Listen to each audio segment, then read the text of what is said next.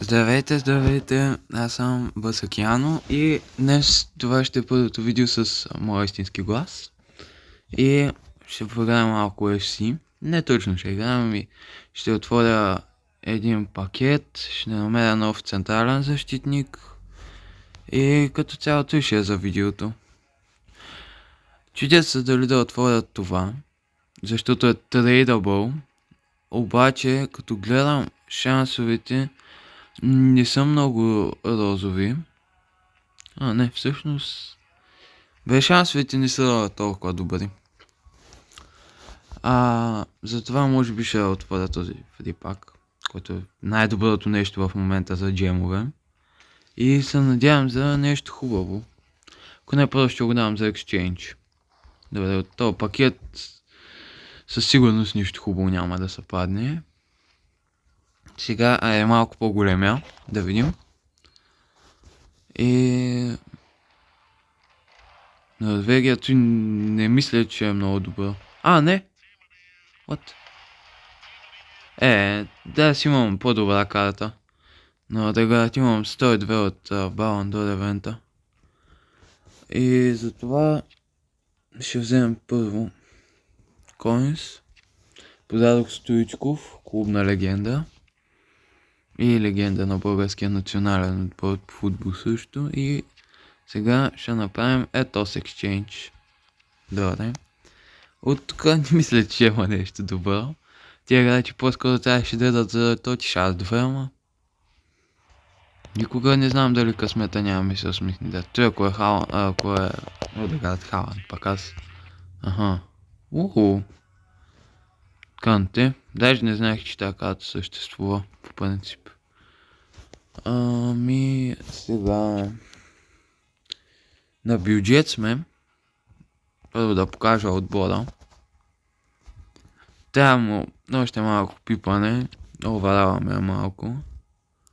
Тая карта е пакнат в предишното видео. И actually трябва да си сменя формацията. Ето е истинския ми отбор. Значи със сигурност тази карта трябва да е разкарана, защото тя ма дърпа супер много назад. И следващия ще е това подножа ще има. Дудек ще си заминава. И той за съжаление е untradeable, както и този бланк. Ето я 102 карта на Одегард, за която ви говорех. И сега имам това Гнаври, Нико Уилямс, Николас Джаксън. Да трябва още малко мъщераност има. Ще ги намерим някакси. Сега да видим за централен защитник. Ето тук бе. Position. Централен защитник. Ако имате някакви... Как да се изразя сега? Ако искате да ми препоръчите някой играч, може да дадете в коментарите. Имайте на предвид, че съм на бюджет. И не мога да правя големи поръчки. Значи, като за този бюджет тази карта не изглежда лоша. Ма само защото съм на бюджет, иначе я да го видим това.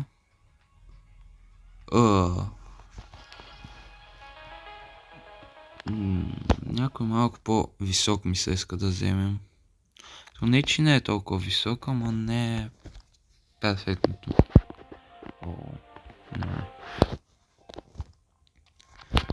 Така... ето няма ранкъп на тя, аз нямам мъщераности. Затова... То Габриел... е много скъп.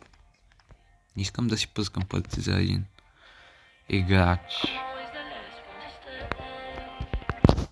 Тази карта дали... няма да ме... Няма кът за нас тук. Или...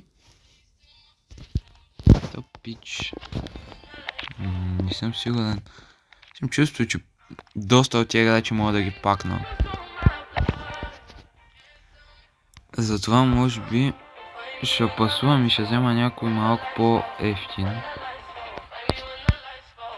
Пък ако пакна добър защитник, няма никакъв проблем, пак ще го приема, нали.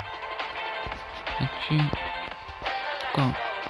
Но той няма да е голям апгрейд, ама пак 2 оварал може да взема нормално. Хубаво съм, а то е много бавен според мен. Не, тази карта не бавна. Зато е, може би, Ленорман е по-добрата опция, да. Така. Сега, тук няма да накъпнати. Да, нещо. Да. Добре. Ето тук набавяхме нещо хубаво. Добре. Сега чакаме само да са пърчисни, нали? Къде? Не мога. Той... Actually... изкликнах с моите големи пръсти.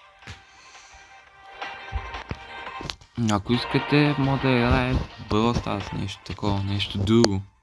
Сега трябва да оставите един коментар. Сте ли иначе направя видео на Brawl Stars скоро? И... не знам, ще видим. Какви ще са плановете за напред. И тази карта също не е лоша. Варан. Не, аз не искам да харчам много пари. Пич.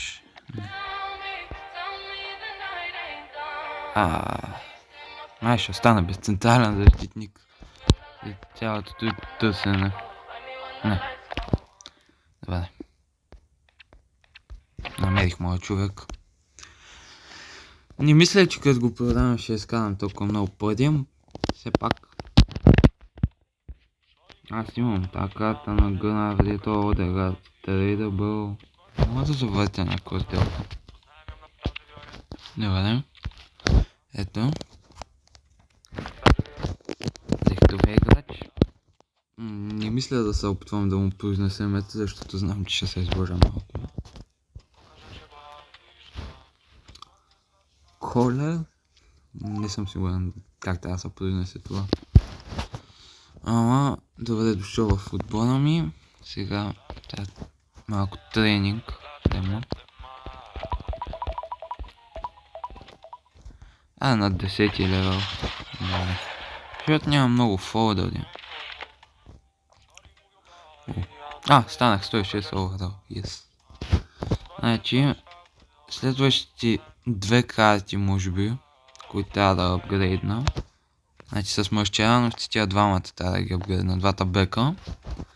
И трябва да ми е по-добър полузащитник. И като цяло отбора ми няма да изглежда много зле. Мисля да е за видеото. Много благодаря за вашия интерес. По-скоро ще съм много благодарен, ако има интерес към този видео и винаги може да се абонирайте, ако искате да подкрепите моя проект и канала ми като цяло. И да, оставете един лайк и довиждане.